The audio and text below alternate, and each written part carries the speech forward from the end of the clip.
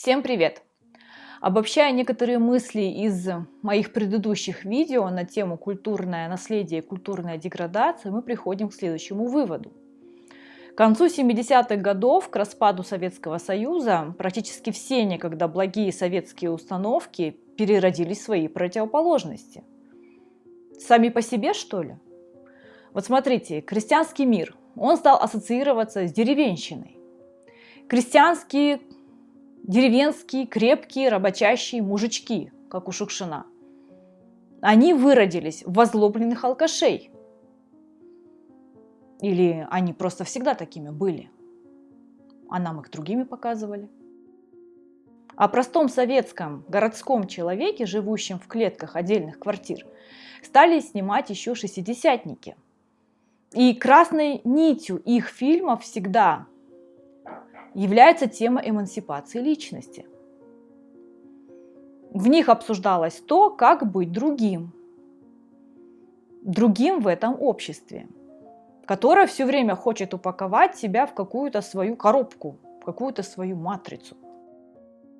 Идея советского дружного коллективизма, она растворялась буквально на глазах и подвергалась пересмотру буквально изнутри. То есть культура начала показывать отсутствие этого самого коллективизма, которое мы видели по оптимистическим фильмам более ранних лет. А что такое советский коллективизм? Давайте попробуем разобраться. Это прежде всего ориентация на простоту личности, которой мало что надо. Это такая структура слабой личности, не имеющей собственных убеждений, лишь коллективные. При этом личность готова принять любую компенсацию от государства в виде каких-то утешительных умозаключений, утешительных мифов,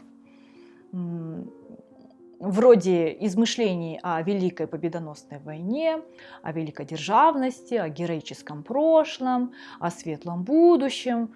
Вы только потерпите, вы только подождите, все будет. При этом пропаганда не останавливается на каких-то отдельных личностях. Ей прежде всего, конечно же, интересен массовый человек. Новый массовый человек должен быть одновременно продуктом действий всех этих институтов, быть податливым материалом для дальнейшего его использования, для дальнейшего строительства всего этого.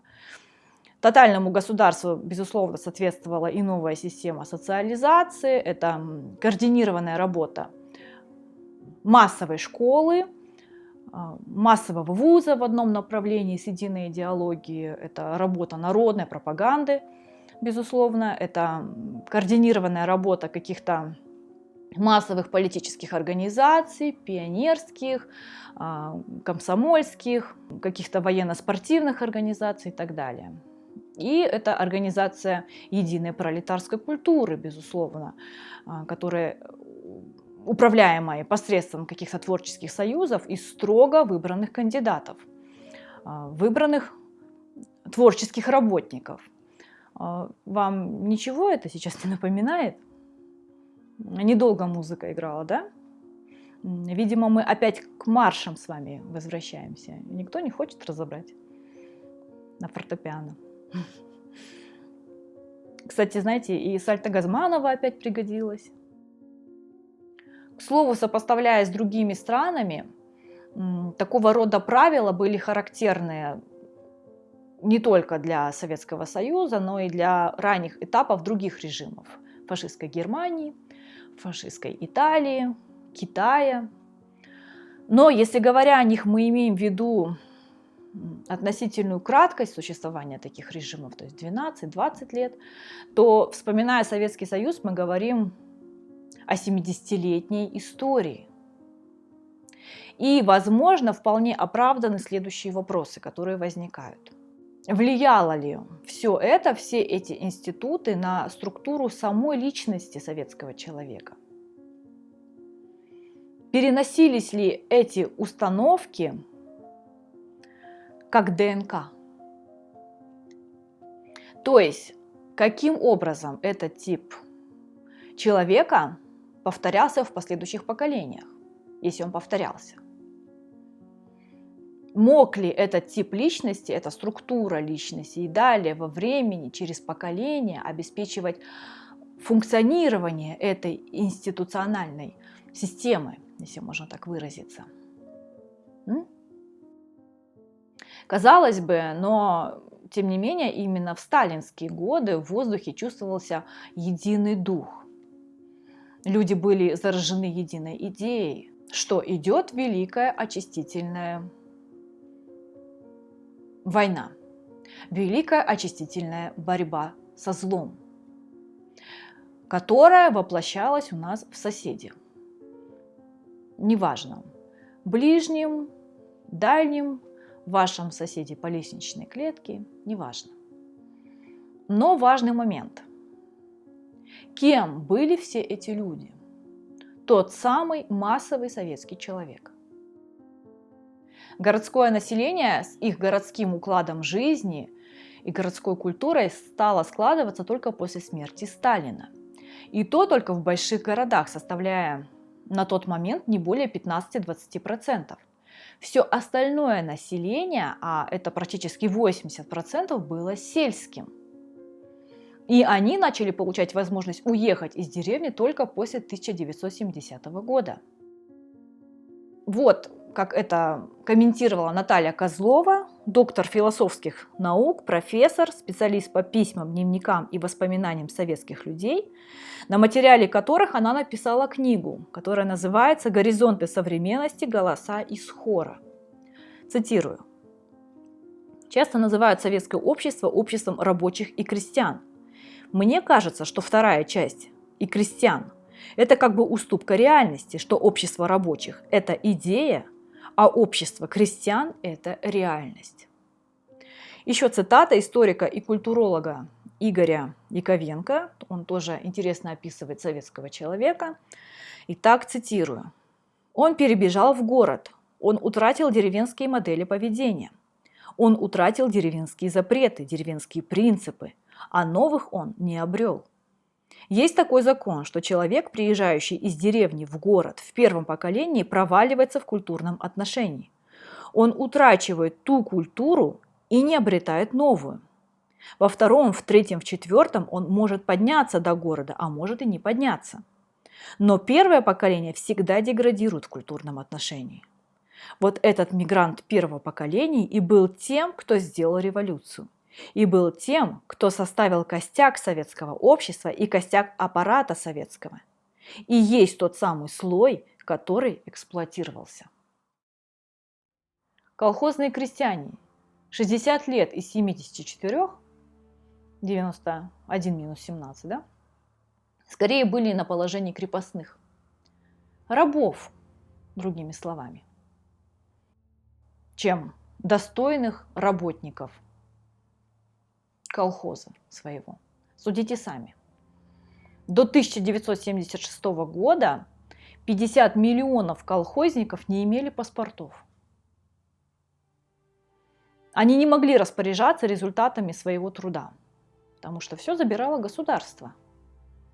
Просто формально выкупая все это за смешные деньги, которые были в разы ниже рыночных. За работу в колхозе во времена Сталина колхозник не получал практически ничего. Ему просто засчитывали трудодни. Это, знаете, такая галочка в книжке, в табеле. По итогам, как раз вот за каждый трудодень ему и выдавали там несколько сотен грамм пшеницы или немного денег, там копеек 30-40. И как раз вот за год выходило несколько мешков пшеницы, чтобы жить как-то.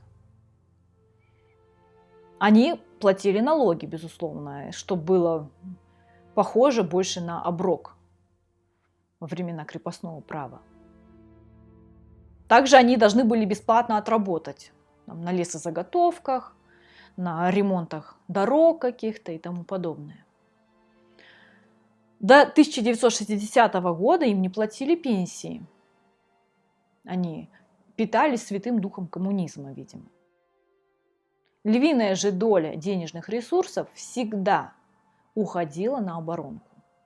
Танки, пушки, ядерное оружие. И вот здесь вот уже в этой сфере было задействовано как раз большее число промышленных работников.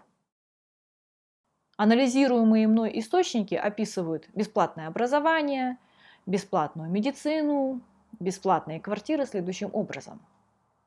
Элементарно, для получения бесплатной квартиры нужно было работать по вышеописанной схеме 10-20 лет. И то ты получал эту квартиру, и она не становилась твоей собственностью. Ты не мог ее продать, ты не мог ее оставить детям в наследство. Ты как бы в наем ее брал у государства. Ну и давайте не забывать, что половина населения СССР были крестьянами. И получается, что большая часть из них жила в коммуналках, жила в общежитиях, жила в каких-то там бараках. И вот так вот они по 10, 15, 20 лет стояли в очереди на квартиру. И это в благополучный период, в брежневский. Массовое жилье никто не строил, потому что темпы строительства вот этих вот сталинских домов были очень низкими. И квартиры получала только советская коммунистическая элита, так скажем. Было такое или нет? Но говоря о советской эпохе, почему-то мы вспоминаем лишь поздние какие-то периоды, а раскулачивания, голодоморы, крестьянские восстания, массовые репрессии, расстрелы – это мы все замалчиваем. Таким образом, все это, безусловно, влияло на психику советского человека. И он сам начинал определять себя как пассивную массу, да? Себя он вносил в категорию этой пассивной массы, мол, я ж простой человек, чего там, что я там понимаю, что я там решаю, я ничего не мыслю в политике, я ни на что не влияю и так далее. Его символическая значимость, которая грела душу, она заключалась в том, что он гражданин великой страны. Он гражданин империи, самой лучшей страны в мире. А если он еще из Москвы, то вообще. Еще сидя на горшке, советский маленький человек уже гордился тем, что он родился в самой лучшей стране. И ему так повезло, невероятно. При этом сила выступали как единственный критерий символической значимости. А может быть, насилие? Как оправдание такого порядка путем обращения к героическому прошлому имперской России, героическому прошлому СССР в победе. Ты в системе. Своеволить тебе нельзя. Перечить тебе нельзя. Врагом народа окажешься. Ты же винтик. А один винтик может разладить всю систему. Нельзя. Ну а за все сделанное будем отвечать вместе.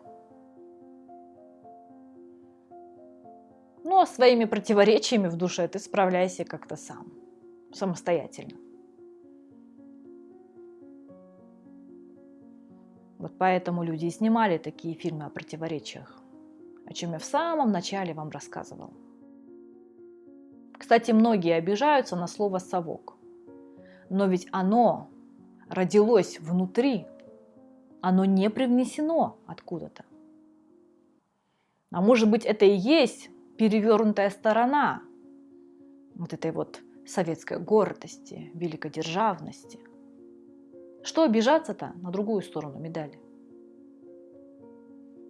На сегодня у меня все. Спасибо, что посмотрели. Если у вас есть какие-то интересные комментарии по этому поводу, то вниз. Подписывайтесь на мой канал. Всем пока!